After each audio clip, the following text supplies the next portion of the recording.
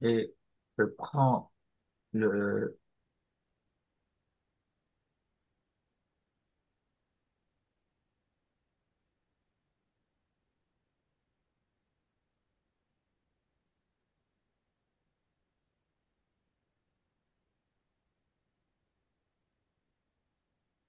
texte.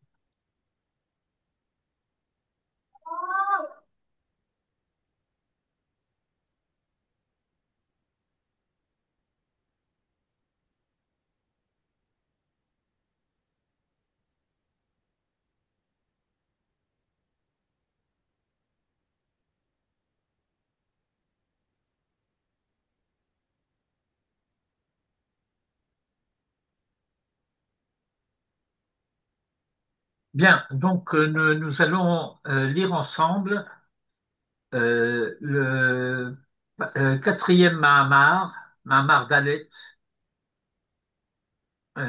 du Pachad Yitzhak sur Rosh Hashanah.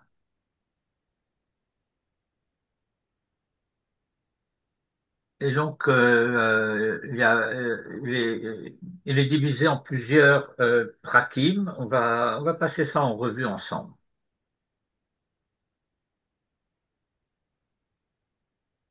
Kol Moed, Megale Techuna Yedua, Misgulotea Shel Bechirat Knesset Israël. Alors, on rentre directement dans le vif du sujet. Il y a un thème général, fondamental, qui est celui du choix de l'Assemblée d'Israël, Bechirat Knesset Israël. Euh, Comme nous disons, Asher Bachar Banu Mikol Ha'amim, et ainsi de suite. Et le Rav commence par dire que chaque temps du calendrier hébraïque, Kol Moed, et Moed est l'un des termes traditionnels pour désigner les fêtes. Comme nous disons, surtout chez les Sfaradim que vous êtes, Moadim le Simcha. Et, et donc, le Rav commence par déclarer que chaque fête dévoile une des dimensions particulières de la signification de cette sélection d'Israël. Techuna Yedua, un caractère connu, Misgulotea shel Bechirat Knesset Israël, de cette particularité de la sélection, du choix de l'Assemblée d'Israël. Rentrant un peu dans le détail, Techunat Gaal Israël, la dimension qui s'appelle Gaal Israël, qu'il a délivré Israël, se dévoile à Pessah. Techunat Melamed Torah le Ramo Israël, qui enseigne la Torah à son peuple Israël, se dévoile lors de la fête de Shavuot. Techunat Shomer Amo Israël, qui protège son peuple Israël, se dévoile à Sukkot. La, le caractère de Mocholan, le shifté Israël, en réalité, le texte dit shifté Yeshurun, euh, une, euh, une règle, si vous voulez, générale que vous pouvez trouver dans des livres imprimés, c'est que lorsque vous avez deux termes ou deux expressions qui se suivent, l'une entre parenthèses et l'autre entre crochets, celle entre parenthèses est corrigée par celle entre crochets. C'est la manière classique adoptée par les éditeurs pour indiquer l'auteur a pu, ou l'imprimeur a pu utiliser un terme qui est faux, inexact en l'occurrence, et il est remplacé par la correction entre crochets. Et donc, la Techunot Mocholan, le shifté Yeshurun, se dévoile à Yom Kippour. Et donc, le Rav pose maintenant la question, Mahi Techuna Misgulotea shel Knesset Israël Haniglet de Rosh Hashanah.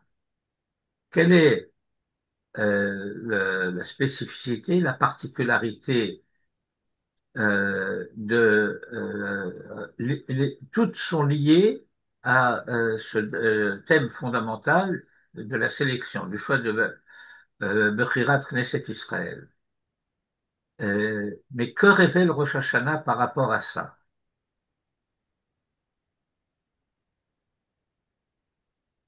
Paragraphe bête. מיסודם של בעלי רוח הקודש, אנו למדים, כתכונת הסגולה של כנסת ישראל המופיעה בראש השנה, שמה גאון יעקב.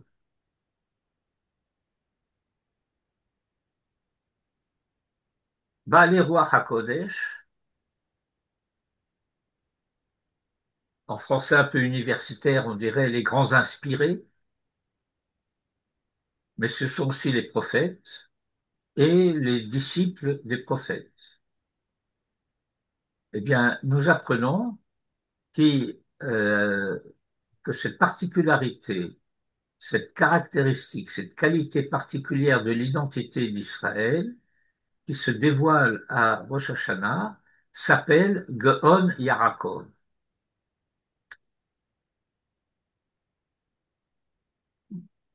Un Gaon, dans le vocabulaire traditionnel, c'est un génie. Mais là, il faut entendre cela dans le sens particulier du génie, non pas de djinn, hein, on n'est pas en culture arabo-musulmane, mais le génie, ce qui fait l'identité profonde qui se dévoile au travers du patriarche Yaakov.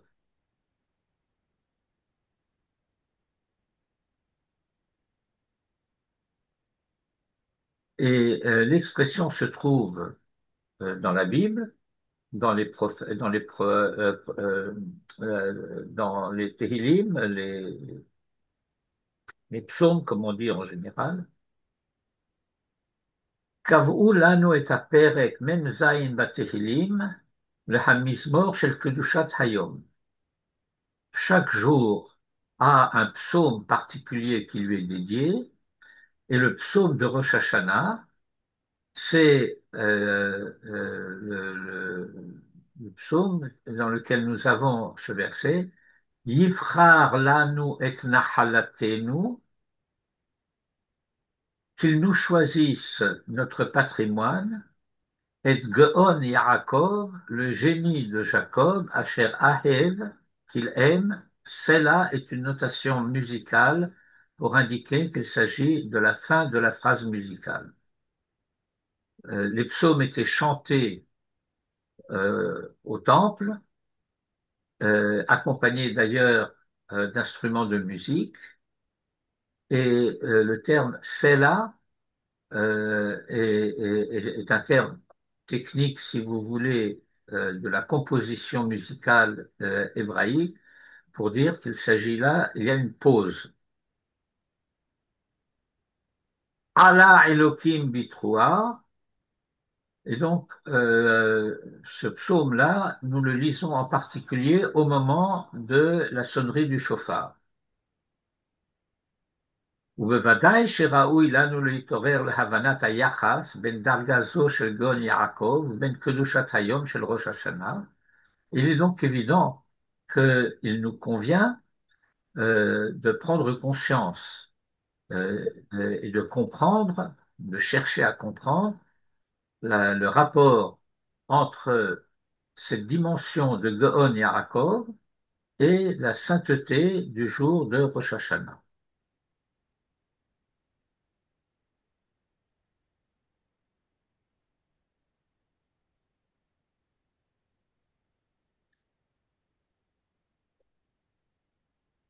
Je ne sais pas pourquoi il y a de nouveau un bête. Ça devrait être un guignol ici. Bon, il faudra que je vérifie.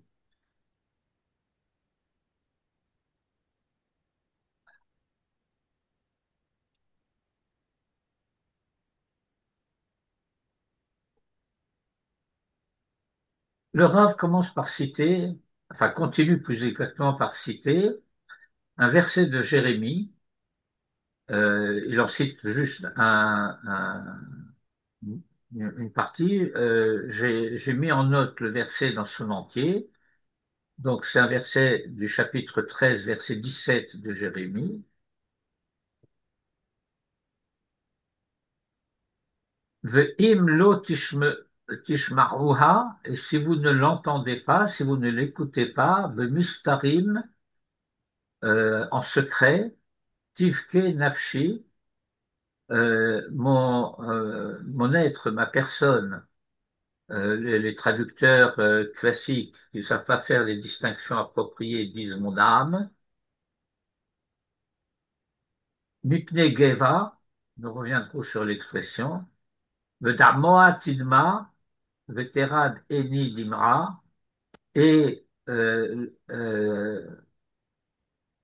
larmoyer, l'armoira, le terme de larmoyer, d'avoir de verser des larmes, vetered aini dima, et mon œil fera descendre, fera couler des larmes, qui nishba eder Hashem, parce que le troupeau de Hashem a été prisonnier. Et donc le Rav cite de ce verset Bemistarim tivke nafshi mipne geva. Ou perusho ba achachamim, pirshu ba achachamim bebechiazo. Et voilà ce que nos maîtres, nos sages ont expliqué concernant ce pleur. Makom yeshlo le hakadosh baruch hu. Il y a un lieu que se réserve à Kadosh Baruch Hu, ou Mistarim Shemo, et le nom de ce lieu s'appelle Mistarim, Ubo Hu Boché al Gaavatam shel Israël, et en ce lieu, il pleure sur la gloire d'Israël. La Gava, c'est plutôt la fierté d'Israël. Et donc, ce terme que je n'ai pas traduit tout à l'heure, Mipne Geva, les, la tradition des sages d'Israël l'interprète comme Ga'ava. Et donc Dieu pleure la fierté d'Israël qui leur a été prise chez Nitla Mehem, Venitna le Umot Haolam, et qui a été donnée, prise d'Israël, a été donnée aux nations du monde. Venir et misé, et il apparaît de cela, qui a mistarim halalu, que ces lieux secrets, ces mistarim, meyuchadim hem lebechiazo shel agavatam shel Israël, est spécial, spécifique, réservé à ce pleur sur la fierté d'Israël. V'chi, et que she'ar habechiot, les autres pleurs, al tsarotehem shel Israël birklalan, concernant les malheurs d'Israël en général, En mekomam b'mistorim davka, n'ont pas lieu en secret, dans ce secret particulier. Donc il y a une distinction. Israël a traversé énormément de situations douloureuses, malheureuses, catastrophiques, et qui donnent lieu à des pleurs. La destruction du temple, la destruction de la souveraineté d'Israël euh, dans ces deux dimensions du royaume du Nord et du royaume du Sud, les persécutions, les Grecs, les Romains, toutes ces persécutions et tous ces malheurs, eh bien, ça provoque des larmes. Il y a lieu de pleurer à ce sujet. Mais pour ainsi dire, on ne pleure pas de la même manière à propos de la fierté perdue d'Israël et de toutes les autres tsarot. On ne pleure pas de la même manière formellement, euh, on ne pleure pas au même endroit. Certaines larmes ne peuvent être versées qu'en secret.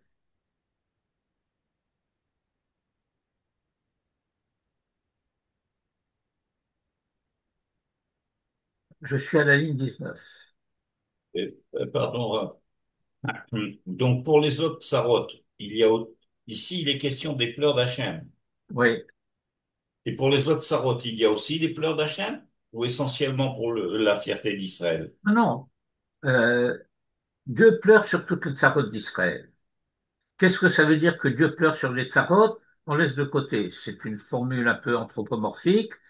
Dieu n'a pas de corps, donc Dieu Oui. ne verse pas de larmes, etc. Donc il faut comprendre ce que ça veut dire. Mais ça veut dire qu'il y a une euh, réaction divine à ce qui se passe dans le monde. Euh, nous devons faire un effort extraordinaire, et c'est un effort, je dirais, beaucoup plus spirituel qu'intellectuel, parce que d'une part, nous devons nous convaincre euh, du fait que Dieu n'a pas de sentiments, que Dieu n'a pas d'émotion, qu'il est impassible, etc., etc. Et nous devons simultanément nous convaincre exactement du contraire, que Dieu n'est pas indifférent à ce qui se passe dans le monde, que Dieu est concerné, donc d'un concernement. Ici, ce terme de concernement doit être pris quasiment dans son sens plus anglo-saxon que français. En anglais, to be concerned, ça veut dire être préoccupé. Mais préoccupé, c'est un mot un peu tiède par rapport à cela. Euh, et donc, voilà, Oui, monsieur. oui. Oui. Excusez de déranger. J'ai commencé à... Ah, ça ne nous concerne pas, apparemment.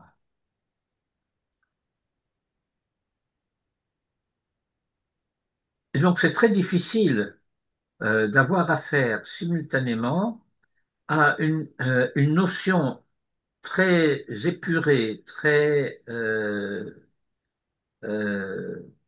abstraite du divin, et simultanément d'une perception très concrète. Je dirais que cela représente une notion que nous avons déjà rencontrée dans les Pirkei Avot et qui est la notion simultanée de la proximité et de l'éloignement. La transcendance absolue et l'immanence absolue simultanément. Cette formule de la transcendance et de l'immanence, nous l'exprimons en hébreu à travers la formule, l'expression Hakadosh Baruch Hu. Hakadosh, c'est le transcendant. Baruch, c'est l'immanent. De dire Dieu est simultanément Kadosh et Baruch.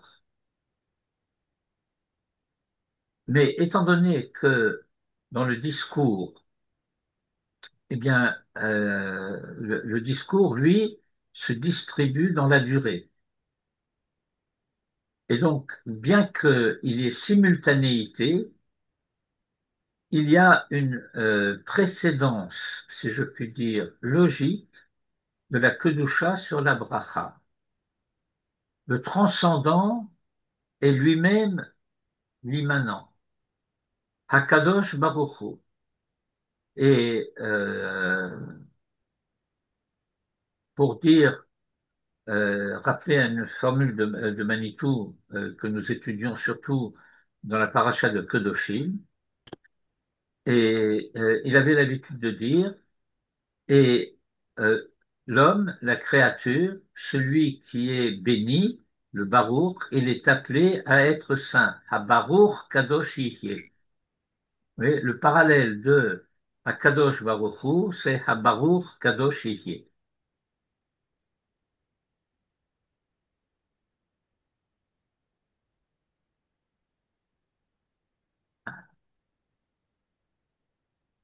Nous étions donc à la ligne 19 avant la question qui a été posée.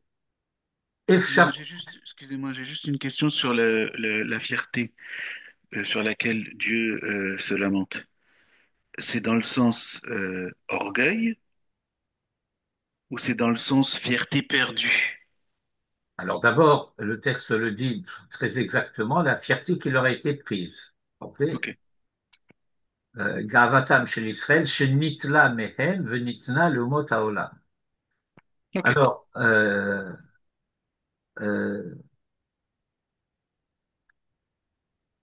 on peut dire que du point de vue des connotations de la langue, orgueil est plus négatif et fierté est plus positif. Euh, et nous étions dans le texte des Pirkei Avot que nous étions en train d'étudier, dans un contexte où le Maharal nous parlait de la Hanava. La Hanava, c'est l'humilité. Or, l'humilité, c'est la qualité de celui qui a des raisons d'être fier.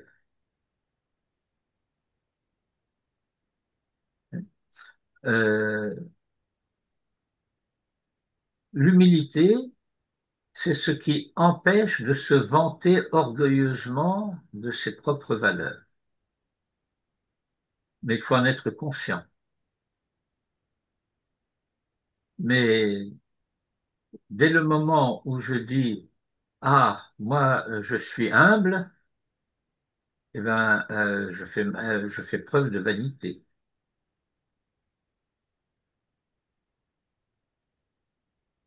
C'est, c'est pas joli de se vanter, n'est-ce pas?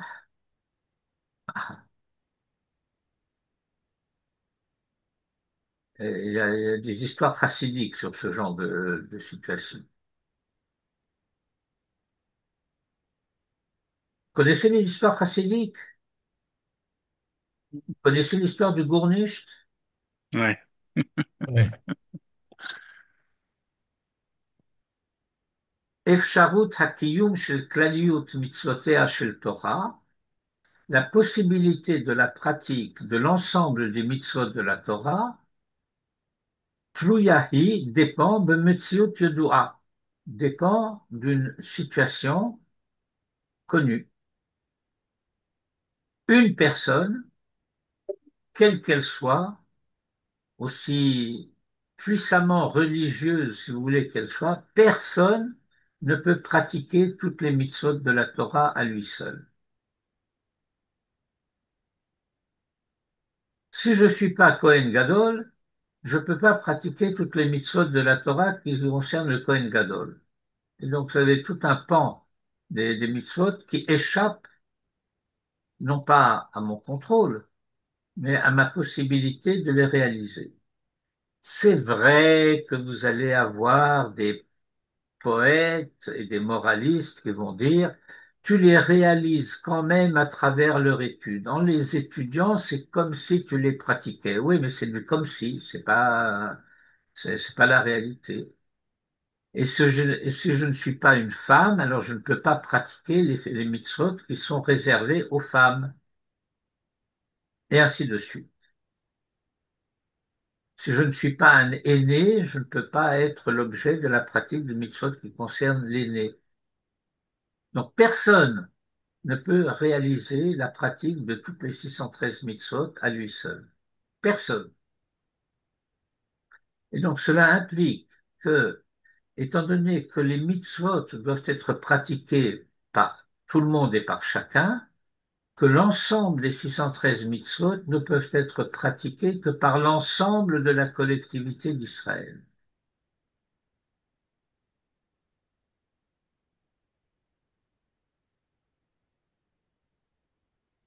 אפשרות הקיום של כלליות מצוותיה של תורה תלויה היא במציאות ידועה. מגדולי המחברים שעסקו במניין המצוות, חישבו ומצאו, parmi les plus grands des auteurs qui se sont occupés du décompte des mitzvot, ils ont dénombré, חישבו ומצאו, et ils sont arrivés à la conclusion qui berov tkufot hagalut, que dans la plupart des époques de l'exil, rak 270 mikol mitzvotah shel Torah nitnu lekiyum. Le total de toutes les mitzvot qu'il était possible de pratiquer en exil était de 270. Venatu lazeh siman, et ils ont donné comment dire, un, un procédé mnémotechnique pour se souvenir de cela. Ani Yeshena, c'est le verset Ani Yeshena, je dors, de Libi Aer, et mon cœur est éveillé. Éveillé, Aer, ça a la valeur numérique de 270. Je suis en sommeil parce que je suis en exil, et la situation d'exil est une situation de coma.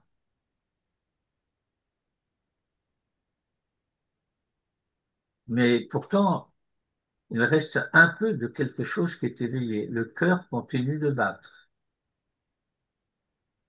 Herbe gematria 270. כלומר,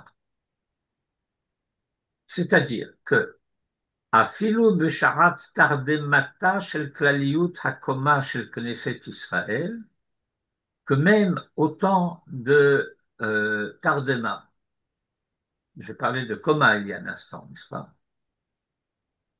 de la globalité, de la dimension collective de la stature à coma, l'envergure d'identité de la Knesset Israël, lorsqu'elle est en sommeil, lorsqu'elle est en léthargie, Mikol Makom, néanmoins, Nikarim Hen Difikot Levava, on perçoit les battements du cœur de Otan Mataim Veshevim Mitzvot, en ces 270 mitzvot, Shehen Hen Simane Chiyuta, qui sont les signes vitaux qui se maintiennent. La Sherbahen, et par lesquels, qui aéra gam beshat hashena, elle reste éveillée même au temps du sommeil.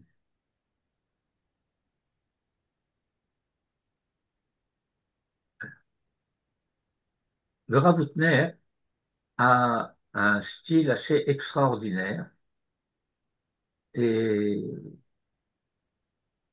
d'ailleurs, il faut rendre hommage à sa fille, qui est celle qui a rédigé ses cours. Tous les livres du Rav Hutner, ce sont des cours qu'il donnait au Beth Hamidrash, qui se trouve à côté de Jérusalem. Euh, et bon, lui, il avait sa yeshiva à New York, et puis il est venu à Jérusalem, et puis bon, bref, toute une histoire. Ça vaut la peine de s'intéresser à sa biographie.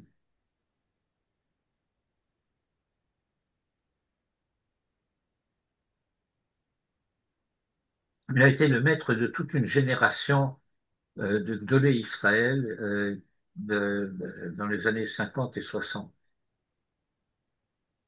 et 70.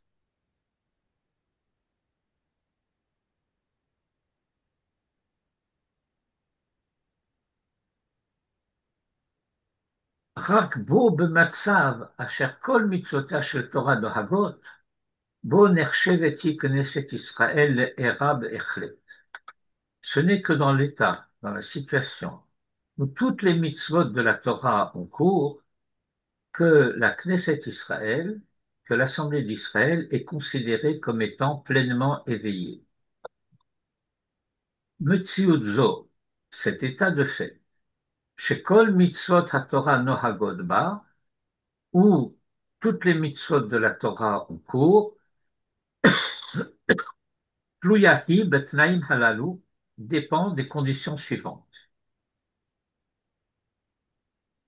Hofa'at hanevoa bechol madrigotea, la manifestation de la prophétie dans toutes ses dimensions. Ashra'at hashechina shel kohanim medabrim beruach hakodesh, l'inspiration de la providence des kohanim. On a l'habitude de traduire par prêtre, mais essayez de vous pénétrer de l'idée que les kohanim ne sont pas des prêtres. Ce sont des servants. Rachi explique au début de la paracha de non, zut, la paracha qui suit Teruma, c'est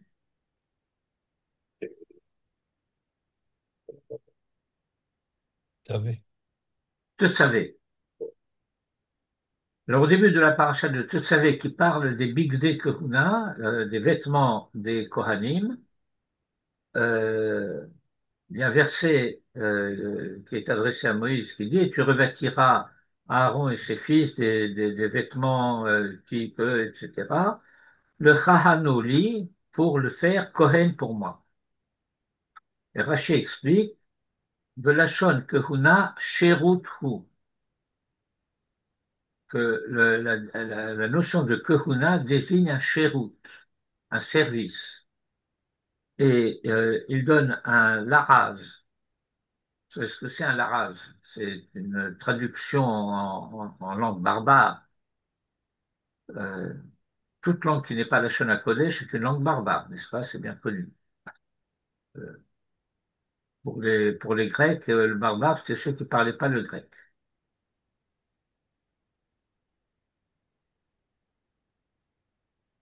Une seconde, il y a un truc ici qui me dérange, je dois faire. Voilà. Et donc, Rachid donne un laaz qui est un peu compliqué, qui a été totalement déformé dans la plupart des éditions imprimées parce que les scribes qui recopiaient ne comprenaient pas ce mot et parfois ne lisaient pas bien, remplaçaient un resh par un dalet ou un dalet par un resh et toutes sortes de choses de ce genre. Et ça finit par donner un terme parce qu'ils croyaient reconnaître quelque chose lorsqu'ils avaient quelques petites notions de latin. Euh, et bref, le Laras de Rachi, je vous le donne en prononciation française moderne, c'est sergenterie. Dans sergenterie, vous reconnaissez le terme de sergent. La sergenterie, c'était une expression du Moyen Âge qui décrivait les relations entre le vassal et le suzerain. Le vassal devait des services au suzerain. Par exemple, les nobles de France devaient au roi un certain nombre de jours de service militaire, c'est-à-dire de mettre leurs troupes au service du roi. Lorsque le roi devait aller en guerre, alors les seigneurs devaient un certain nombre de jours au roi. Et encore un certain nombre d'autres services. Alors voilà, le Kohen, c'est un vassal du suzerain des suzerains qui est Dieu. C'est pas un prêtre. Il sert, il assure un service, et le service qu'il assure, c'est le service qu'Israël devrait assurer, mais qu'il le fait par substitution.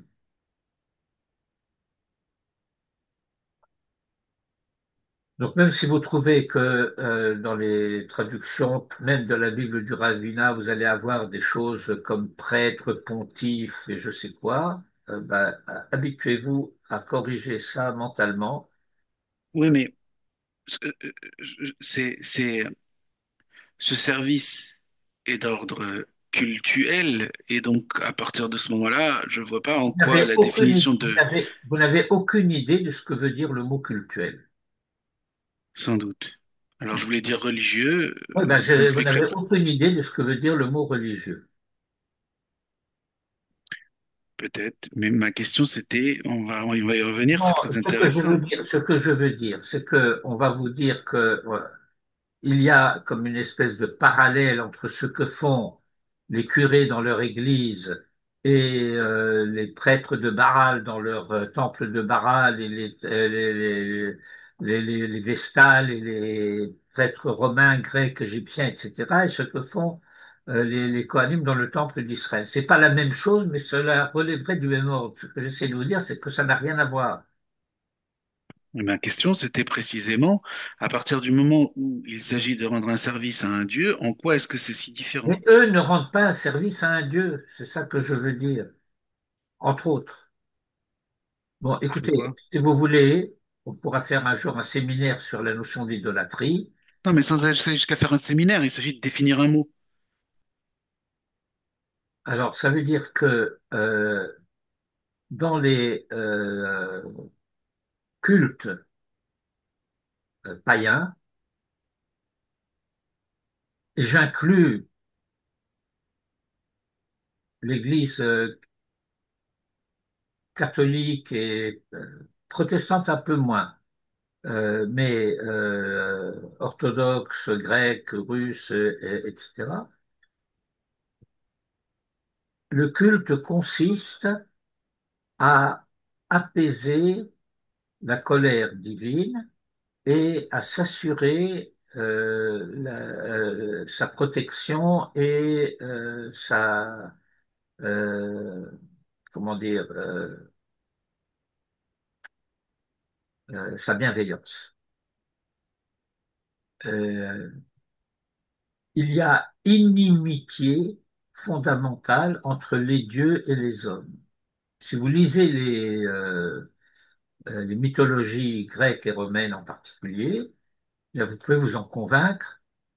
Euh, les,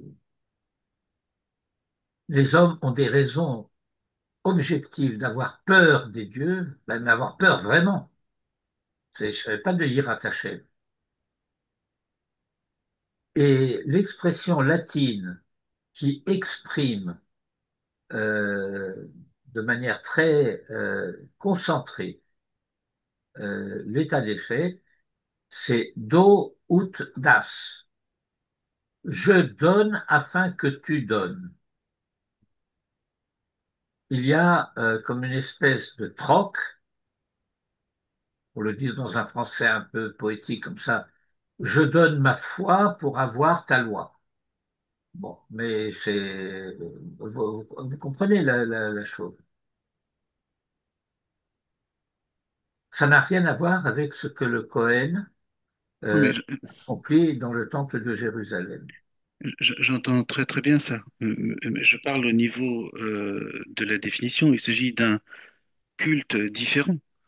Mais il s'agit de toujours un service rendu à une divinité. À partir du moment où, bien évidemment, eux, ils prient de faux dieux, donc déjà, à la base, ça n'a rien à voir. Il n'y a même pas besoin d'entrer dans comment ils le prient. Le fait est qu'il s'agit de rendre un service, d'être au service de Dieu. Donc, à partir de ce moment-là, je ne comprends pas pourquoi la définition de prêtre, même si par association, on pourrait aller vers des religions qui sont forcément de faux dieux, la définition en soi de prêtre qui rend un service à Dieu ne me semble pas fausse. Eh bien, réfléchissez parce qu'elle l'est. J'arrive toujours pas à saisir en quoi. Bon, écoutez, je n'aurais peut-être pas dû rentrer dans ce détail parce qu'il nous détourne de notre étude. On peut Ok. réserver cela à une discussion si vous voulez. Mais je pense que le problème procède du fait que notre compréhension moderne de ces notions est un peu faussée. Euh, vous connaissez par exemple l'expression pontife, Oui. ok? C'est quoi un pontife? C'était les prêtres qui étaient préposés euh, au culte des ponts. Vous savez ce que c'est un pont qui enjambe une rivière ou un fleuve ou Mhm. etc.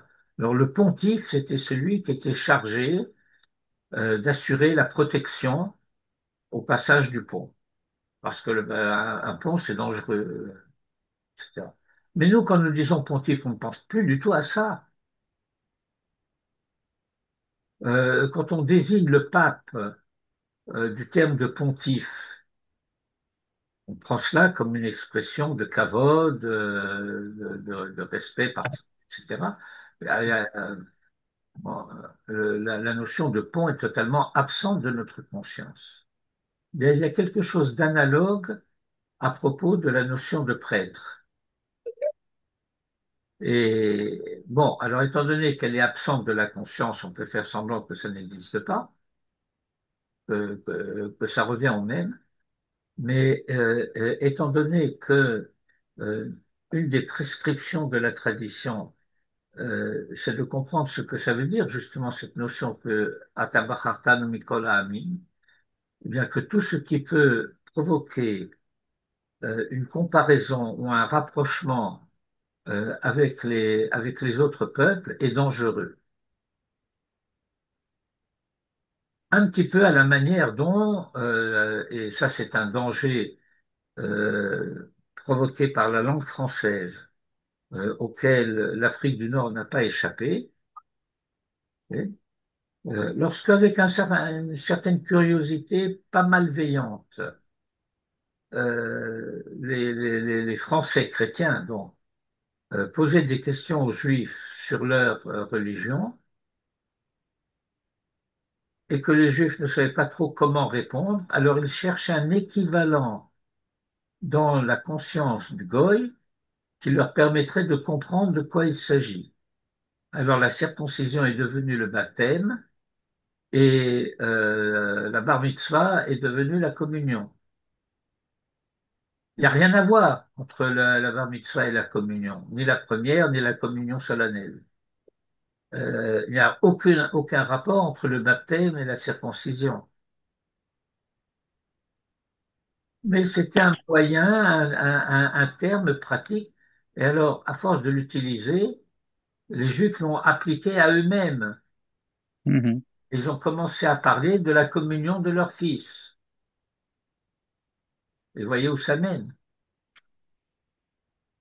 Les Kohanim ne sont pas des prêtres.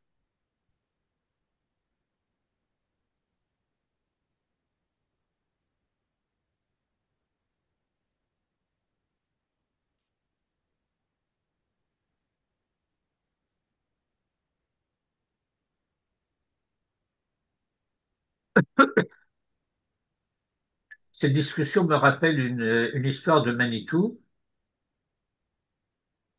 concernant un prêtre, oui, un pasteur protestant. Et donc, pendant que le pasteur s'occupait du service divin, sa femme achetait un service athée.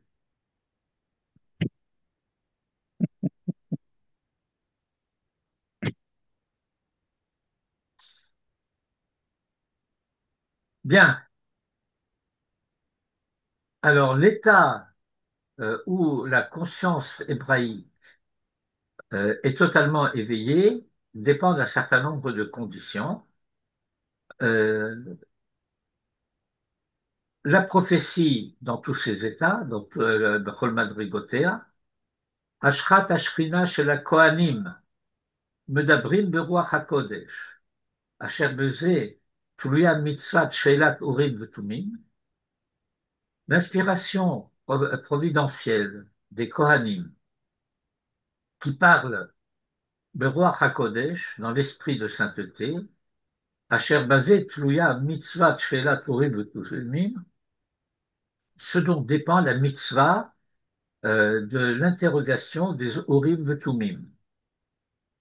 Un truc un peu mystérieux où le roi pouvait aller consulter le Kohen Gadol, qui consultait le pectoral qu'il portait les jours où il portait le pectoral, d'ailleurs surtout à Yom Kippour, et à certains moments d'ailleurs, parce que la plupart du temps Yom Kippour il servait en, euh, en blanc. Yosod HaSanhedrin B'chol Tikkunehem, l'instauration, l'institution, la présence du Sanhédrin avec toutes ses prérogatives, Sidrei Hamikdash Bemilouam, l'ordonnancement de ce qui se passe dans le temple. Alors évidemment, en français, nous dirons du culte du temple. Euh, le texte dit Sidrei Hamikdash, de pas Pulchan Hamikdash. Bemilouam, en plénitude, Tarsissé Malchut Beshlemutam, euh, les, comment ça s'appelle ça?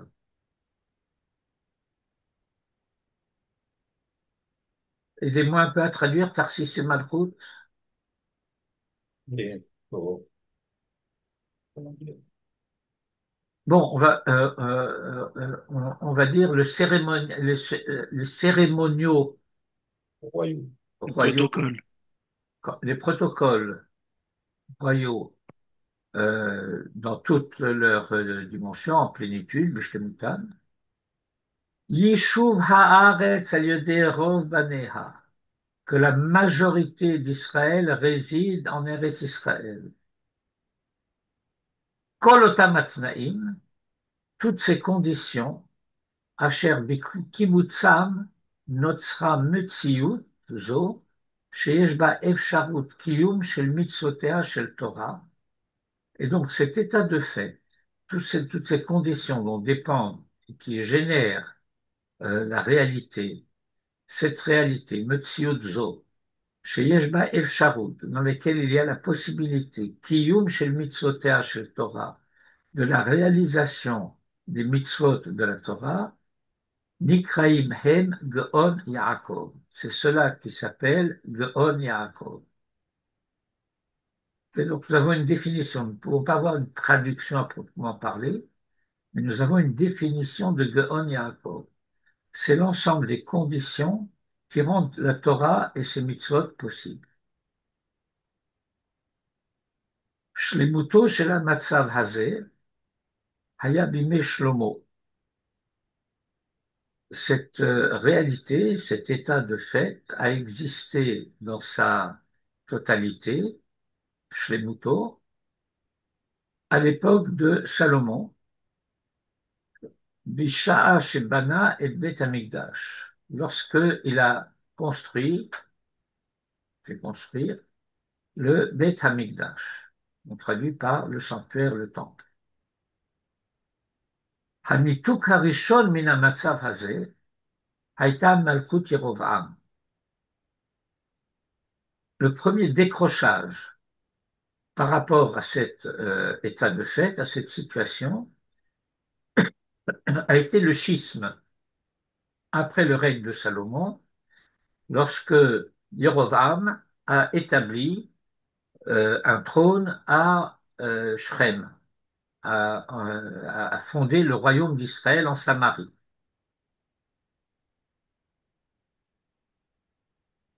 Et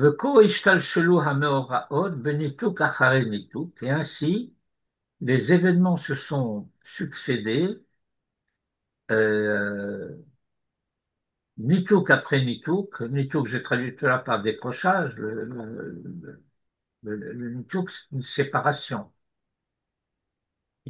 Euh, Par exemple, quand vous parlez en hébreu moderne d'un câble électrique qui est branché. Quand vous le débranchez, c'est un nituk, une déconnexion.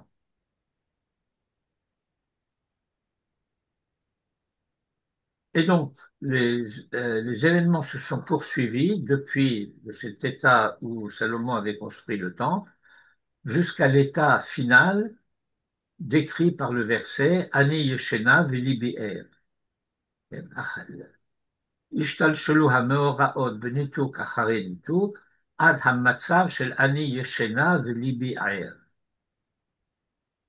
וכאשר תעיין היטב באופיים של הניתוקים הללו, et si tu considères, si tu observes de près le caractère de ces déconnexions, de ces nitukim, תמצאם בשתי בחינות.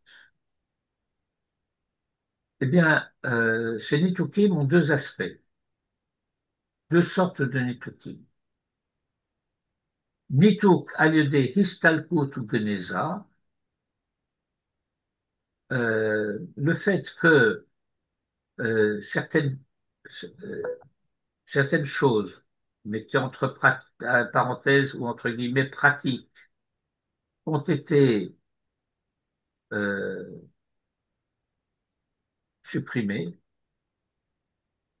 se sont trouvées supprimées, histalkut, ou gnisa, ou occultées.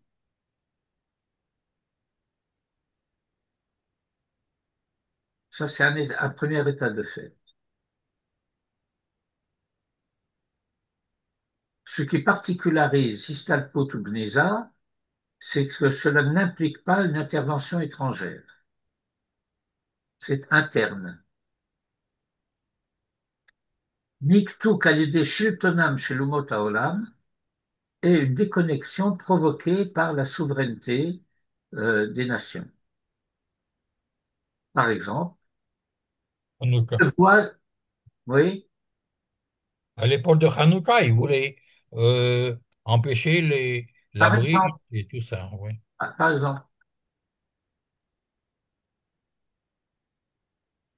Nevoah Nissalka, la prophétie a disparu. Haaron veluchot haedut nignezu. Le Aaron, l'arche sainte, rien à voir avec Indiana Jones, hein.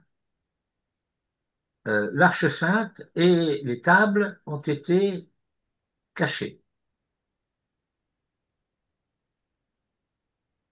ואילו תכסיסי מלכות ויישוב הארץ נתבטאו על ידי כפייה של שלטונם של גויי הארץ. Mais les prérogatives royales et l'habitat en Eretz Israël ont été annulés par la contrainte des nations.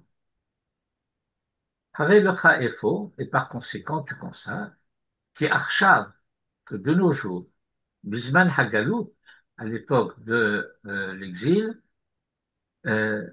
נמצאות הן אותן הסגולות המהוות את התכן של גאון יעקב בשני מקומות מחולקים. Que ces caractéristiques, ces conditions, ces dimensions qui caractérisent la notion de Gaon Yaakov se trouvent divisées en, en deux dimensions. Mistore Hagniza, Betachat Yadam Shel Hagoyim.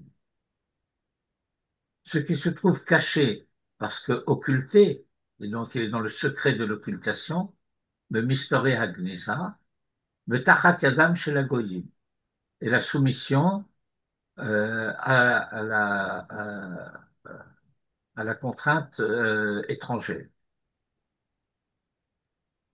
V'zeh she'amru chachamim, et c'est à ce sujet que nos sages ont dit, כי מקום הבכייה של גאוותם של ישראל, שניטלה מהם וניתנה לאומות העולם, היא דווקא במסתורים. Que le pleur sur la fierté d'Israël qui leur a été prise et qui a été donnée aux Goïms, c'est celle-là qui se trouve de Mistorim.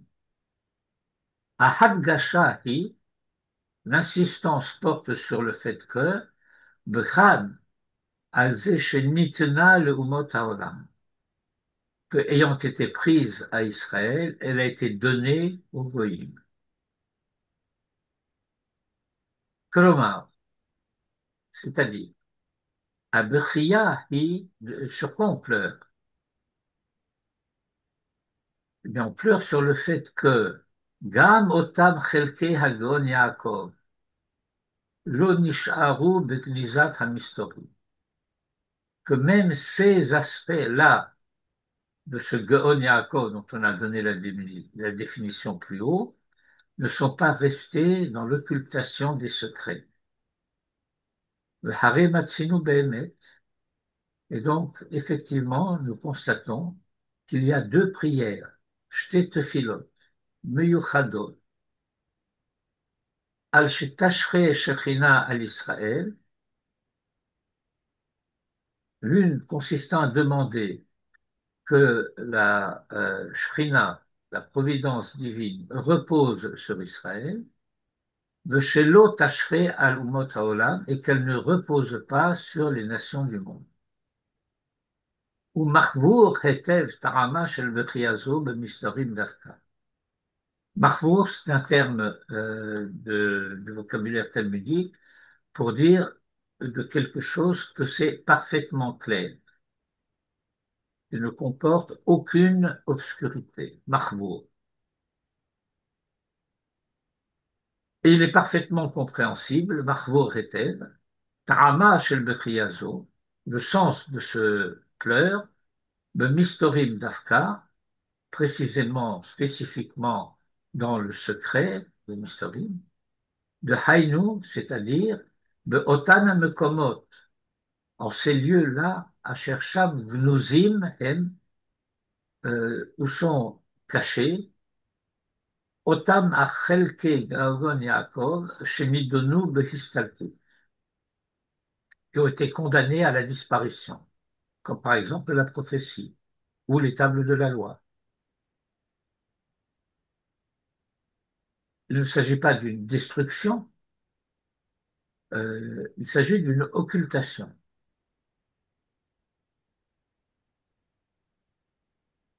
Une occultation, celle de la prophétie, est une conséquence de l'exil, de la destruction du temple, de la destruction de la souveraineté juive sur Eretz Israël. L'autre est un choix qui a été fait par ceux qui l'ont fait à l'époque où Jérusalem était en danger d'être prise.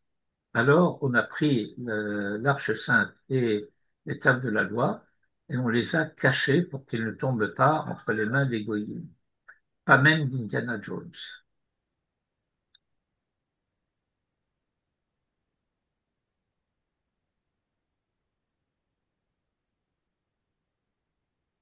דהיינו, באותן המקומות אשר שם גנוזים הם אותם חלקי עגון יעקב שנדונו בהסתלקות. ובמקום, ובמקום המסתרים, אשר בהם גנוזים הארון ולוחות העדות, נופלות הדמעות על אשר גם ארץ הקודש אינה נמצאת יחד איתם בגניזה. Et en ces lieux secrets où sont cachés l'arche et les tables du témoignage, c'est là, en ce lieu-là, que tombent les larmes qui sont versées sur le fait que la terre de sainteté, Eretz HaKodesh, Eretz Israël, ne se trouve pas elle-même aussi cachée dans ce lieu. Arav, quel est le rapport avec la liturgie de Rosh Hashanah? Est-ce qu'on s'est échappé un peu de l'idée de Rosh Hashanah et on voudrait retrouver dans ce que dit le Rav quelques rapports avec ce que nous connaissons déjà dans la prière de Rosh Hashanah? Bon, je me permets de revenir un peu en arrière. Oui. Euh, le psaume de Rosh Hashanah c'est Yivchar lanu et nachalatenu et Geon Yaakov asher ahev Sela.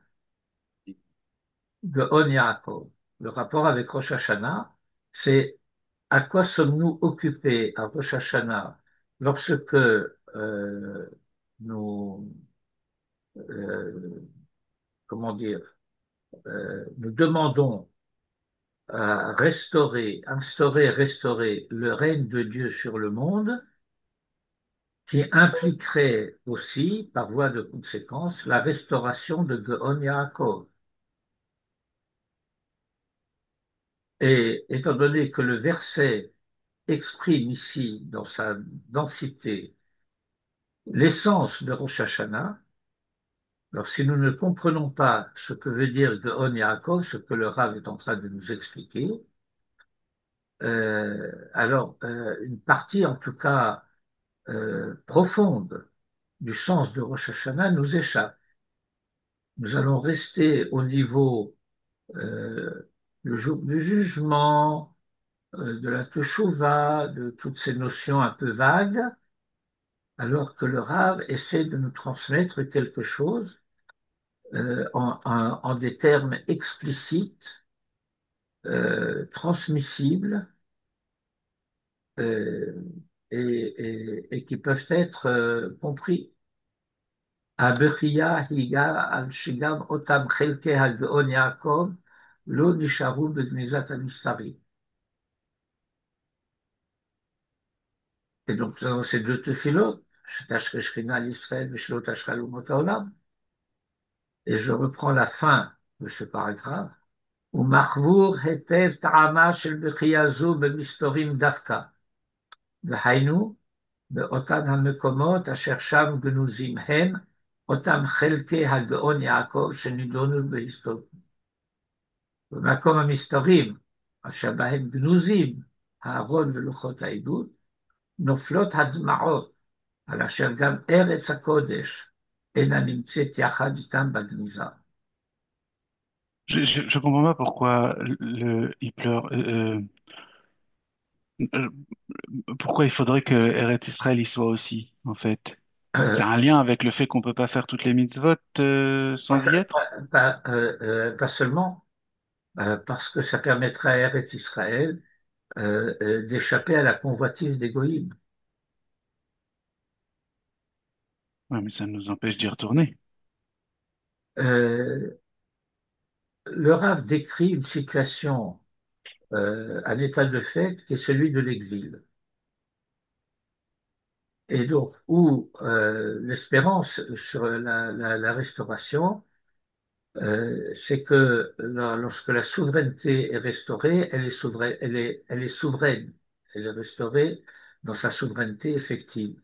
Mhm. Euh, Qu'est-ce que nous constatons de nos jours en particulier à travers le monde, de l'Espagne à la France et l'Angleterre, etc., avec l'Australie, le Canada, avec les intentions d'avoir choisi le jour de Rosh Hashanah, et vous voyez que c'est par hasard, que c'est un volontaire qui ne savait pas ce qu'il faisait, pour déclarer la guerre à Israël.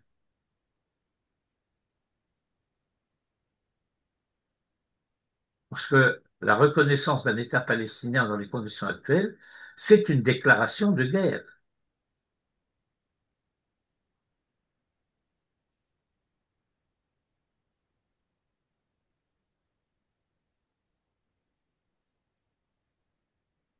J'ai eu une intervention sur Mosaïque. Vous connaissez peut-être le site Mosaïque qui est très intéressant, sur lequel j'ai eu il y a quelques mois une intervention dans laquelle j'expliquais que l'Occident ne soutient pas la cause palestinienne, il l'instaure. C'est sur l'instigation de l'Occident que la cause palestinienne a été créée en tant que telle, en tant qu'arme de guerre contre Israël. Alors bien sûr, une fois qu'elles l'ont créée, bien sûr qu'ils la soutiennent après. Mais ce n'est pas Bedéavad, c'est le Khatrila. Et je viens de publier la première partie d'un article comment s'appelle ça, le journal de Darmon.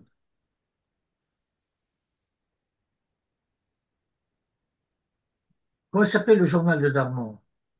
Ça, il Quel doit être- Dardo? Il y en a deux. Michael? Non, André. Je crois Ah, que c'est Israël Hayom, quelque chose. Non, c'est en Non. français. Bon, bref, peu importe. La première Israël partie, Magazine. Israël Magazine, peut-être? oui, voilà, c'est ça. Donc, la première partie de l'article est parue dans le dernier numéro et le prochain numéro, il y aura la deuxième partie qui parle de ça. Euh, Vous pouvez nous envoyer les articles? je vais faire concurrence à Israël Magazine. Oui, mais on ne le lit pas alors. C'est Eh bien, vous avez tort. Euh,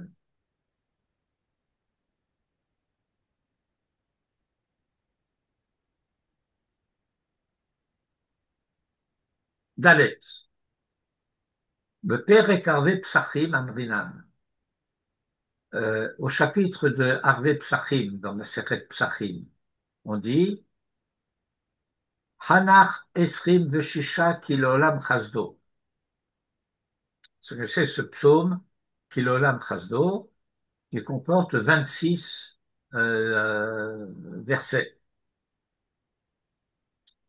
Ces 26 occurrences de l'expression Kilolam Chasdo, que Neged Esrim Veshisha Dorot, correspondent aux 26 générations, Mibriat Haolam Ad Matan Torah. Ce sera Matan Torah. Vous voyez ce que c'est l'intelligence artificielle?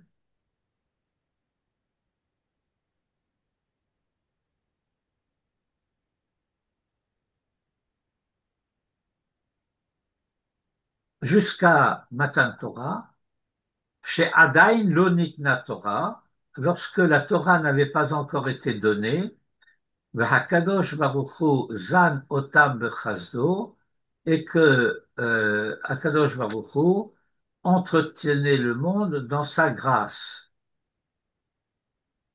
Il n'y avait pas encore la possibilité de l'acquisition du mérite. Yuyan Sham, ça c'est l'abréviation, cette abréviation ici, ça veut dire Yarouyan Sham, va voir là-bas. Là-bas, c'est dans ma Masechet Psachim, à la référence indiquée. V'davar she'en tzarich lomar, et il s'agit de quelque chose qu'il n'est pas besoin de dire. En français, on dirait cela va sans dire. Et on ajoute tout bas, mais ça va mieux en le disant. שאין הכוונה במאמר זה כי ממתן תורה ואילך נטמעת פעולתה של מידת חסדו יתברך. Ça ne veut pas dire du tout que depuis que la Torah a été donnée, la dimension de la générosité divine se serait amoindrie. Et là, mais chez Adraba, au contraire, qui Mahamar Zeba le Lamdenu, que cet enseignement vient nous enseigner, que ce Mahamar, ce texte, ce dire, vient nous enseigner, chez Ayodé Matan Torah, que grâce au Matan Torah, Nitravta Gadla s'est trouvé élargi et agrandi, Peolata shel Midat Chesed, l'action de l'attribut de générosité, Adkeli jusqu'au point de Netinat Makom, le Kiyum Ha'olamot, Betor Tashlum Sachar, donner la possibilité du maintien des mondes dans en tant que euh, Tashlum Sachar, en tant que rétribution, c'est-à-dire non plus par générosité gratuite, mais par devoir, par obligation. Be'od shebeotam kavav dorot, alors que pendant ces 26 générations initiales, chez l'Ifni Matan Torah, avant Matan Torah, Hayakiyum ha'olamot ba betor Matan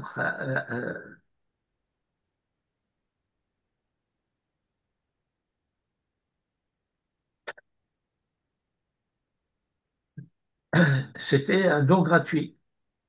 Faisait goufa, et cela même, ou hagdalat v'hadarata shel midat hachesed.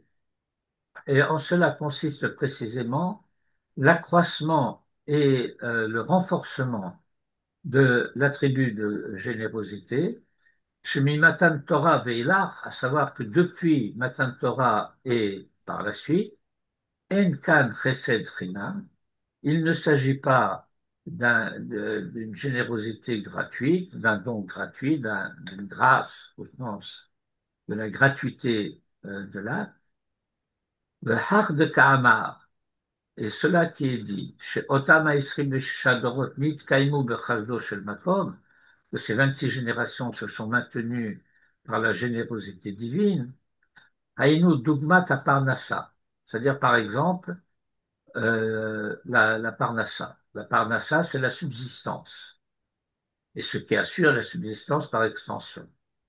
Je me farnesim et parce que les parents entretiennent l'enfant Adarata de Beshab de Gedulo, avec l'intention que lorsqu'il aura grandi, Yihe Samour al Shulchan Atzmo, eh bien, il soit devenu autonome.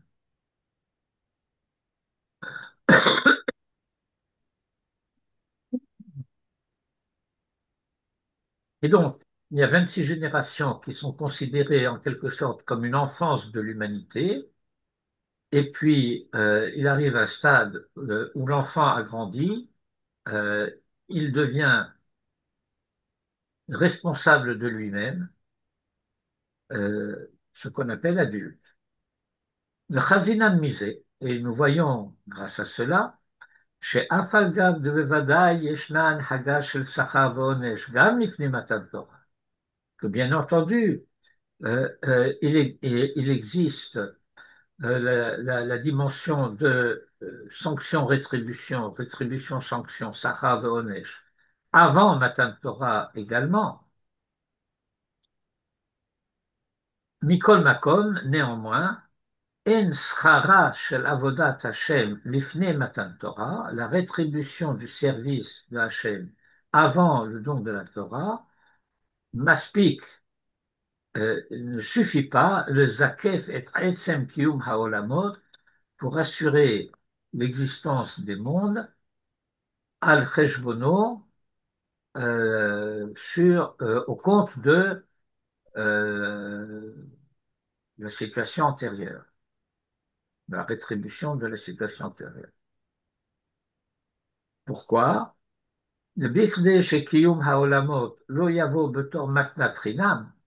Parce que, afin que le maintien des mondes ne soit pas assuré par un don gratuit, Kim Betor Tashlum Srar, mais en tant que rétribution, Muchachati Avodat Hashem Bechol Mitzvotah Shel Torah, il faut que ce service Avodat Hashem puisse être effectué bechol mitzvotea shel Torah, au travers de toutes les mitzvot de la Torah, c'est-à-dire dans une situation de Goron Yaakov, c'est-à-dire dans l'état où la communauté, la collectivité d'Israël est dans sa plénitude.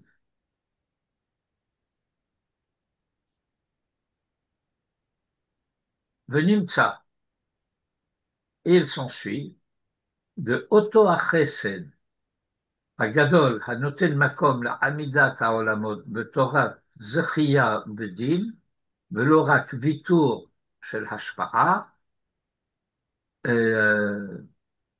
Alors c'est une phrase un peu longue, et donc la structure de la phrase est un peu compliquée. Il s'ensuit que cette grande générosité à Chesed Gadol, Hanoten Makom l'Amidat Haolamot, qui fait place au, euh, au maintien, donc à l'existence des mondes, de Torah Zechriya Badin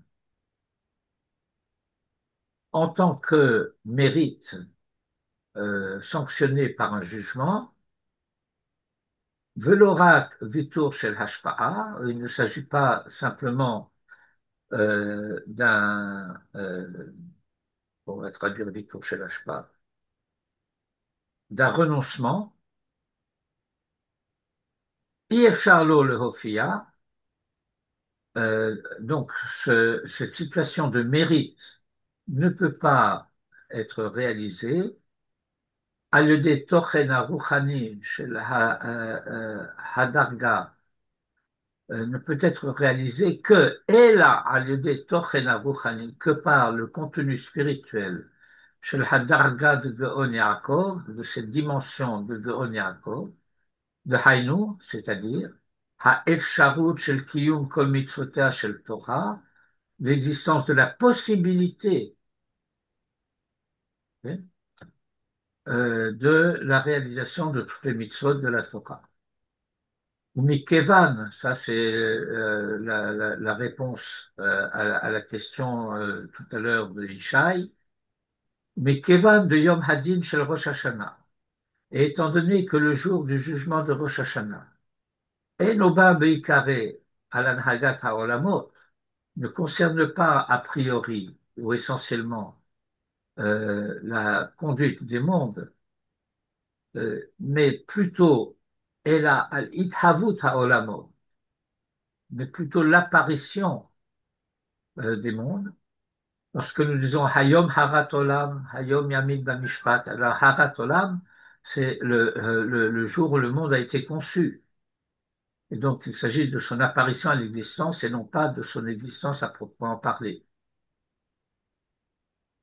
Ayin B'Ma'amar Arishon, que nous n'avons pas sous les yeux, Hashem Mitzad Ze, alors que de ce point de vue-là, Shemo Hu Yom Hazikaron, le nom de Rosh Hashanah, c'est le nom du jour du souvenir. Hainu, Zikaron, le Yom Rishon, le souvenir du jour premier. Hare. Et donc, de Gilouï Madrigazo de Geon Yaakov, que le dévoilement de cette dimension de Geon Yaakov, qui hi yosodo shel setirat hadin de Rosh Hashanah, est le fondement du passage en revue du jugement de Rosh Hashanah. Ce qui se résume dans la formule Allah Elohim Bitroua, Hashem Bekol Shofar, al yedei Bechirat Anachala, Geon Yaakov Asher Ahev Sela.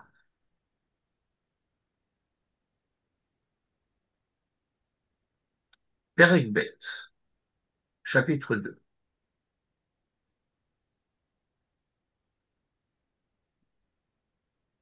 Le Rav cite un verset. Le verset, il se trouve dans Amos, chapitre 3, verset 2. Rak etrem yadati mikol mishpachot ha'adama. Vous êtes seuls que j'ai connus d'entre toutes les familles de la terre, Alken, et par conséquent, Efkod alechem et kol avonotechem, je vous tiendrai compte de toutes vos fautes.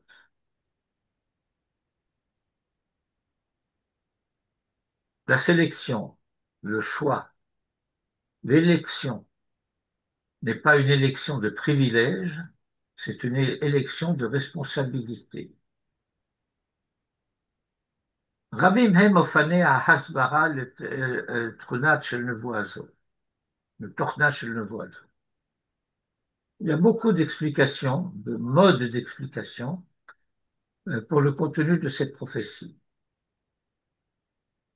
Le Fiha Mahalach Shenidbaer, l'Anu Perek Arishon, selon le mouvement qui s'est trouvé expliqué dans le premier chapitre, Gam Hasbarat Inyanze Mitraveret Lanu Bekrivun Hanal, l'explication de ce verset nous devient claire, comme Marbour tout à l'heure, Mitraveret Lanu, nous devient clair, explicite, expliqué, dans la même direction. De Yesh Chesed, de Yesh Chesed. Parce qu'il y a grâce et il y a grâce. Il y a deux modes, deux sortes de grâce. Velo hari chesed de kilo olam chasdo, de hari chesed de olam chesed libanais. Et le chesed de kilo olam chasdo n'est pas similaire au chesed de olam chesed libanais. Olam chesed libanais, c'est un verset qui décrit la création du monde, dans lequel on dit le monde est créé sur la grâce. Avant le monde, il n'y a pas de monde. Et donc, le monde avant le monde ne peut pas avoir de mérite qui justifie sa création.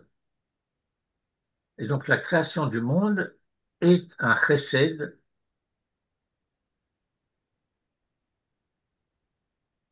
qui est un chesed en quelque sorte de la nature d'un investissement, comme l'éducation des enfants. Mais un investissement pour le bien de celui en qui on investit. C'est pas le fait qu'on va éduquer et élever des enfants parce que plus tard ils vont nous payer notre retraite. C'est pas de ça qu'il s'agit. Il s'agit du fait que grâce à cette éducation, l'enfant va devenir autonome.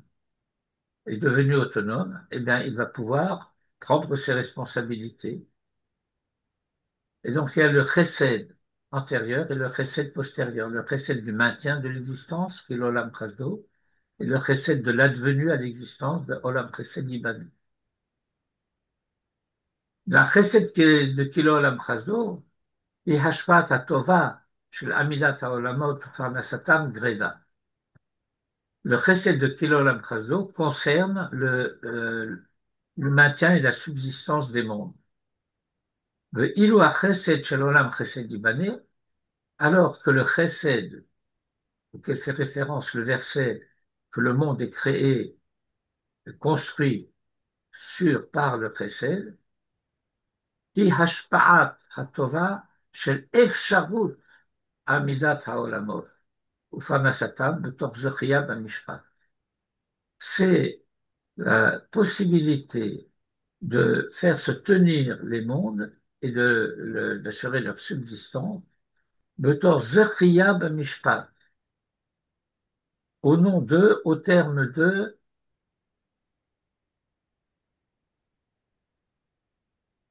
d'un mérite obtenu, acquis au terme d'un jugement.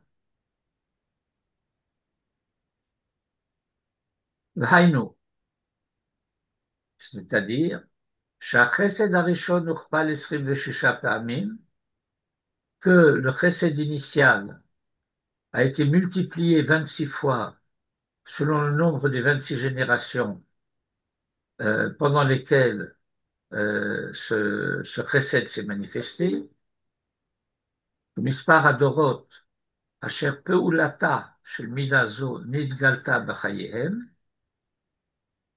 מפני שבהשפעה של מתנת חינם, parce que dans la hashpa'a, hashpa'a littéralement c'est l'influence, mais ici il s'agit d'assurer le flux de la bénédiction, shefa. Ah. מפני שבהשפעה של מתנת חינם אין הדורות מצטרפים, alors les générations ne s'associent pas, בכל דור ודור בפני עצמו הוא עומד, et chaque génération se tient isolément des autres. מה שאין כן, ce qui n'est pas le cas, בחסד של נתינת מקום לזכייה במשפט, du chesed où est donnée la possibilité de mériter au terme d'un jugement. Ein kan kfilut, il n'y a pas de répétition. Qui a mishpat metzaref et adorot le hadadi, parce que le jugement va associer les générations ensemble. Qui gam matzavo shel hador ha'acharon nichnas becheshbon dino shel hador ha'rishon, parce que l'état de la dernière génération en cours hein, s'associe et s'ajoute à l'état de la première génération et de toutes les générations intermédiaires. Lorsqu'il s'agit de juger et donc d'évaluer, on ne peut le faire qu'en tenant compte de tous les antécédents, de toutes les conditions dans lesquelles ce qui s'est produit s'est produit. Et donc, le jugement implique la solidarité des générations.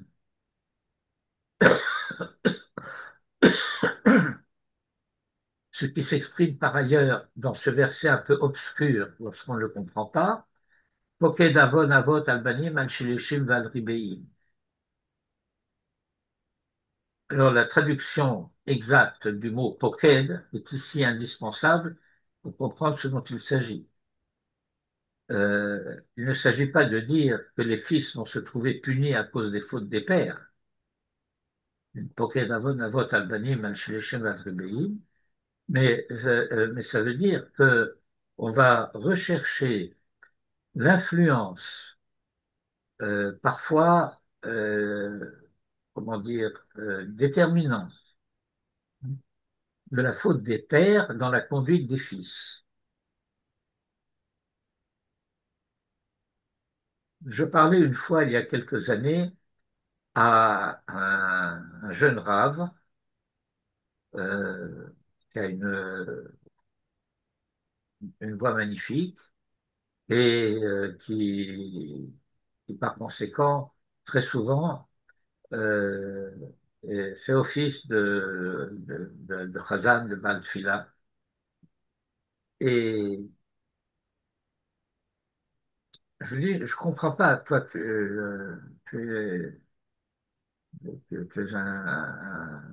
un Israélien pur jus, tu parles parfaitement avec ça, et pourtant tu fais une faute de la prononciation de tels mots dans la tfila. Alors, il me dit, je sais, mais c'est une faute que mon père fait et je ne peux pas faire autrement.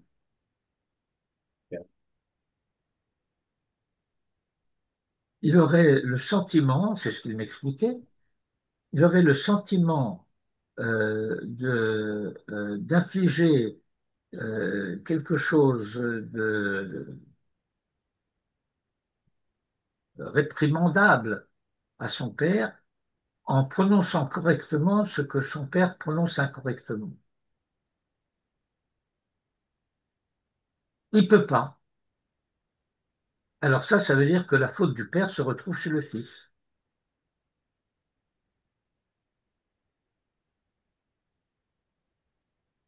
Mais quand, donc, dans ce sens-là, c'est une circonstance atténuante pour le fils qui faute.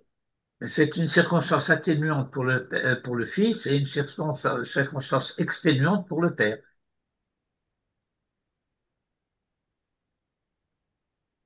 C'est-à-dire qu'au lieu que le fils pratique que Bara Mezake Abba, qu'en Ouais. corrigeant les fautes du père, le fils le rend méritant, et donc le jugement du père est atténué du fait que, bon, bah, c'était une faute d'inadvertance, c'était pas, alors que chez le fils, c'est consciemment.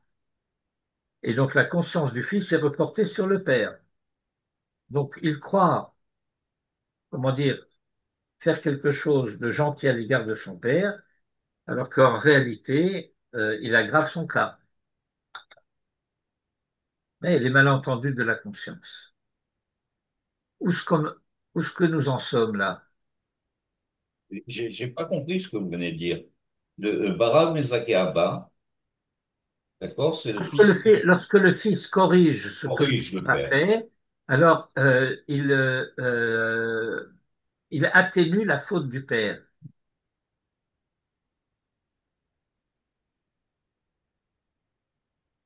Mezaké lui donne du zechut. Oui. Mais si le fils répète la faute du père, il n'est pas mezaké Abba, il est mechayev Abba. Parce que chez le père, c'était involontaire et chez le fils, c'est volontaire. Et cette espèce d'oni du fils est mis au compte de la responsabilité du père. Les conduites libres chez les pères deviennent des conduites imposées chez les enfants. Moi, j'ai une situation identique. Au moment du Birkat Amazon, papa n'était pas tout le temps au courant de ce qu'il fallait dire. Et il a dit Refuat Nefesh, Refuat Adouf, Refuat Neshama. Et je me suis abstenu de dire quoi que ce soit pendant des années. Je n'ai pas pu lui faire la réflexion. Est-ce que c'était de mon devoir d'essayer de faire, de le remettre? Alors, ce n'était peut-être pas de votre devoir d'essayer parce qu'il fallait que les circonstances s'y prêtent, les conditions soient bonnes, etc. Mais en tout cas, dans le Birkat Amazon, où cette expression ne figure pas dans le Birkat Amazon Ashkenaz, bien, si vous aviez l'occasion de faire le Birkat Amazon à haute voix en sa présence et de dire la formule correctement, de telle sorte qu'il vous pose la question, mais pourquoi tu n'as pas dit cela? Et que vous lui expliquiez. Si la situation, si l'occasion ne s'est pas présentée, elle ne s'est pas présentée. Mais ça reste en tout cas gaga.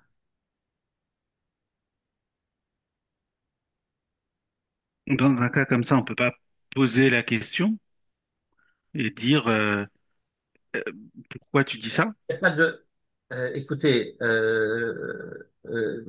ça fait partie des situations pour lesquelles il ne peut pas y avoir de règles fixes. Ça dépend du type de relation entre le père et les Oui, fils. Est-ce que ce sont euh, un père et un fils qui ont l'habitude d'étudier ensemble ou pas? Il y a énormément de paramètres qui entrent en ligne de compte. On ne peut pas. Oui, absolument. euh, Absolument. oui, oui, oui. c'est une règle générale.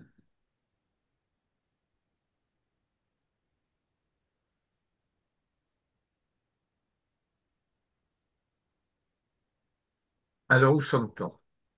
En kan kfilut, à la fin de la ligne 23, début 24. Il n'y a pas de répétition.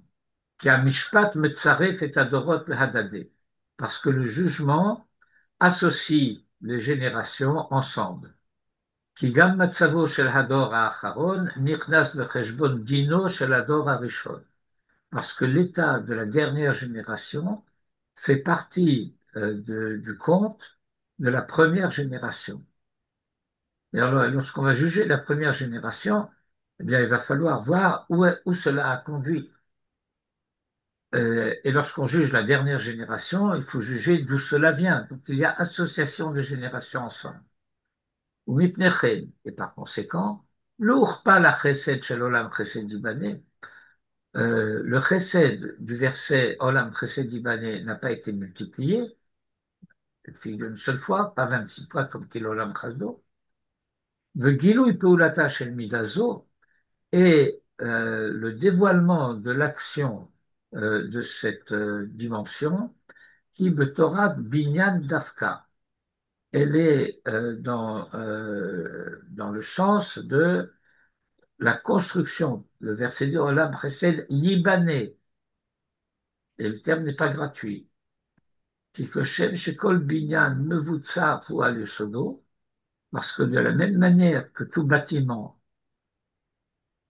eh bien, est, comment dire, établi dans sa solidité sur ses fondations, que Mochen, de même, Ma'amida, qui Midat Chesed Zo et Haolam, cette dimension du Chesed établit le monde à l'Yosod HaMishpat sur les fondations du jugement. Venimtsa, et il s'ensuit, Kishnaim hem achalukim ben kiyum haolamot bemidat hachesed shel kil olam chado, uven kiyum haolamot bemidat olam chesed ibadu. Ouf, les phrases longues sont difficiles à traduire.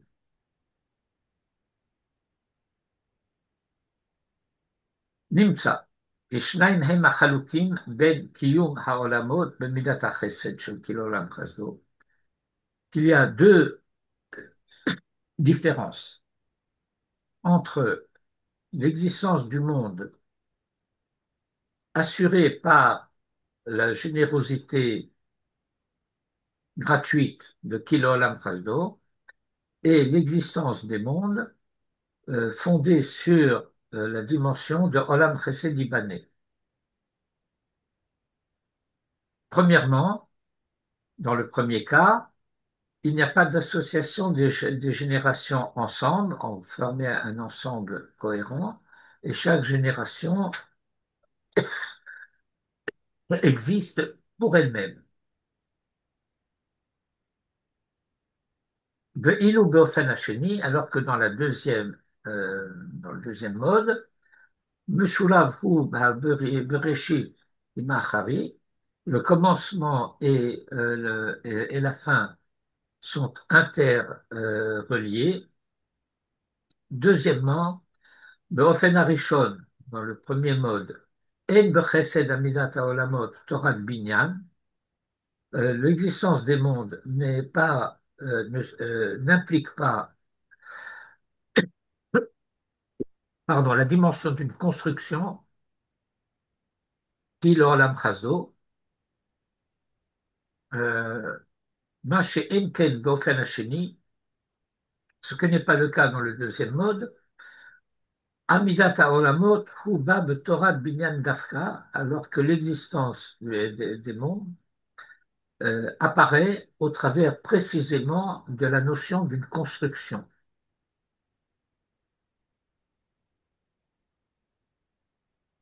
On pourrait dire, si vous voulez, d'une manière un peu imagée, que les générations se suivent depuis la génération du premier homme jusqu'à la génération du Sinaï, mais euh, elles ne se suivent pas au sens où la construction d'un étage permet la construction de l'étage suivant. Rien ne se construit réellement au travers de la succession des générations.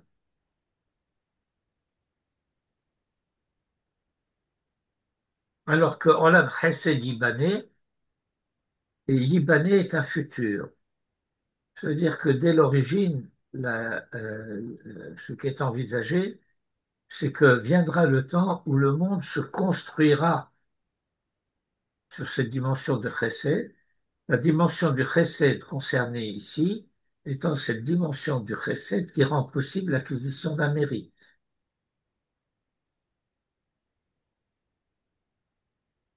עולם חסד ייבנה, מפני שמידת חסד זו פועלת היא דווקא בהקמת יסוד לעמידת העולמות. Puisque dans ce chesed-là, il était précisément question d'assurer la fondation sur laquelle les mondes seront construits. Et quel est le nom de cette fondation? Yosodze Mishpat Shemo. Yosodze Mishpat Shemo, ça veut dire que si on veut donner un nom à la fondation sur laquelle le monde sera construit, c'est Mishpat, jugement. וכבר נתבאר לנו בפרק הראשון, et nous avons déjà eu l'explication dans le premier chapitre, כי זוהי באמת גאוותם של ישראל, que c'est là que se trouve précisément la fierté d'Israël. שלהם הופיע החסד הגדול הזה, que c'est pour eux qu'est apparue cette générosité particulière, של העמדת העולמות במשפט, de faire exister les mondes par jugement. מהותו של המשפט תלוי הוא בהמשקל הישר של שתי כיפות המאזניים. כפות המאזניים. La nature du jugement dépend du réglage exact des deux plateaux de la balance. Mosne Mishpat. Kav Zechut, le Kav Chova. Le plateau du mérite, le plateau du contraire. ומכיוון שחבה הזכות של המאזניים הללו, אשר עליה נתונה היא עמידת העולמות בתוך תשלום שכר, נתונה רק לישראל. Or, le plateau de la balance qui concerne le mérite dépend exclusivement d'Israël. C'est Israël qui va faire que le monde mérite ou ne mérite pas. כף הזכות של המאזניים הללו אשר עליה נתונה היא עמידת העולמות בתוך תשלום שכר, נתונה רק לישראל. Et par conséquent, Baal Kochacha, que tu le veuilles ou pas, que Shivui HaMishkan, que l'équilibre, מחייב שגם כף החובה של המאזניים הללו תהא מיוחדת לישראל, qu'en conséquence, le plateau du démérite aussi ne concerne que Israël. Autrement dit, le monde tout entier est jugé à travers Israël, ce qui est une manière de dire que Israël est responsable du monde. בעל כוחך כשיווי המשקל מחייב שגם כוח החובה של המאזניים הללו תהא מיוחדת לישראל. Ce qui est le verset par lequel nous avions commencé. רק אתכם ידעתי מכל משפחות האדמה. Ce n'est que vous que j'ai connu d'entre toutes les familles de la terre. על כן, par conséquent, אפקוד עליכם את כל עוונותיכם. Je tiendrai compte de toutes vos fautes.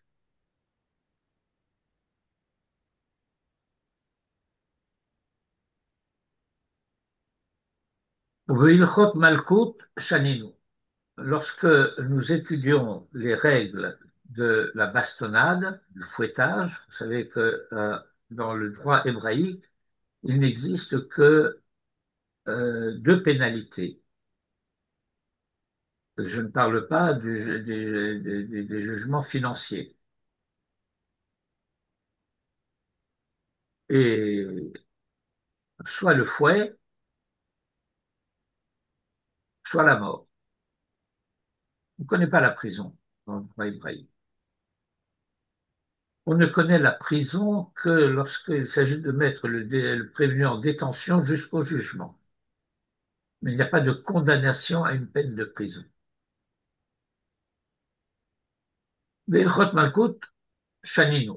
Et donc, dans ces lois concernant le fouet, nous avons appris Shne dvarim ne'emeru be'otam achazanim shehayu ma'amidim lechalkot l'ukiya v'malkut. Oui, c'est quoi un chazan à l'origine? C'est celui qui est préposé à donner le fouet. Et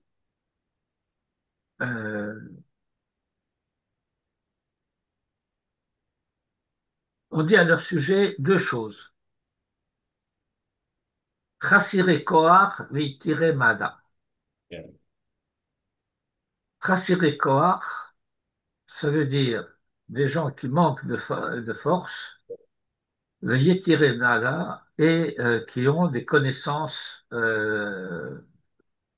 amples. והנה תכונת חיסרון הכוח של המלכות, בוודאי שהיא מורגשת במעשה ההלקאה. Le fait que le bourreau soit faiblard, oui, vous imaginez, quand on se représente un bourreau chez les nations, comme on dit, c'est un birion, un colosse musculaire, etc. Celui qui est préposé à donner les coups, c'est un maigrichon chétif. Pourquoi c'est un maigrichon chétif? Eh bien, parce que la halakha, c'est que celui qui donne les coups doit frapper de toutes ses forces. Et alors, si tu veux être gentil avec le prévenu, toutes ces forces de celui qui est préposé à donner les coups, ça doit être pas grand-chose. Tu ne peux pas choisir un type particulièrement solide et fort pour donner les coups parce que tu veux pas le tuer, celui que tu as. Tu veux même pas, comment dire, il faut pas lui infliger une souffrance inutile.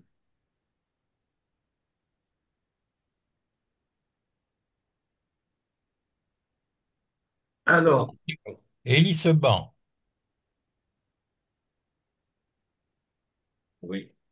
La veille de Kippour, on avait un ami qui faisait les 40 tours, mais il faisait ça avec tellement de générosité que ah non, c'est pas 40, c'est 39. 39, oui. Alors, mais on avait tellement plaisir à attendre ce moment-là. Tu te souviens? Moi, la première fois que j'ai vu ça, j'allais devenir fou. J'ai dit, ils sont fous, ces gens-là. Mais quand c'était Monsieur Seban, j'ai tout accepté. Quand c'était Rabbi Eliaou, j'étais prêt à tout accepter et effectivement, on allait avec plaisir recevoir. Et ça, Ouais, ouais, avec ouais. plaisir. Nous, c'était dans la cage d'escalier du Mikvé. C'était une belle période. Voilà. Un grand ami, c'est Monsieur Seban, grand ami. Rav, ça vous gêne pas ce que vous nous avez dit là il y a une seconde. En tout cas, moi, je suis vraiment gêné. À partir du moment où je suis choisi par Dieu, d'accord. Alors, c'est moi qui prends sur la figure pour tout le monde. J'aurais attendu que Dieu se comporte au contraire avec moi, avec beaucoup de condescendance, de rahmanout, et au contraire, qui me passe mes fautes. Alors, c'est pour ça que je vous ai dit, comment dire, c'est une élection de responsabilité, pas une élection de privilège. Mais quand D'accord, mais même, c'est on a même la responsabilité pour les autres peuples, si j'ai bien compris. Eux ne sont même pas responsables finalement. Bon, écoutez, je m'aperçois qu'il est 1h02 et que je dois me précipiter à la coupe pétrolière. Euh, peut-être qu'il faudra reparler de ça, parce que c'est vraiment terrible. Quand on, alors,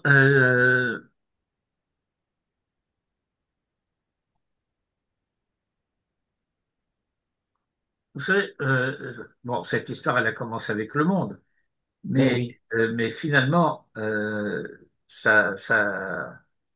ça redémarre, si j'ose dire, avec Abraham, en connaissance de cause.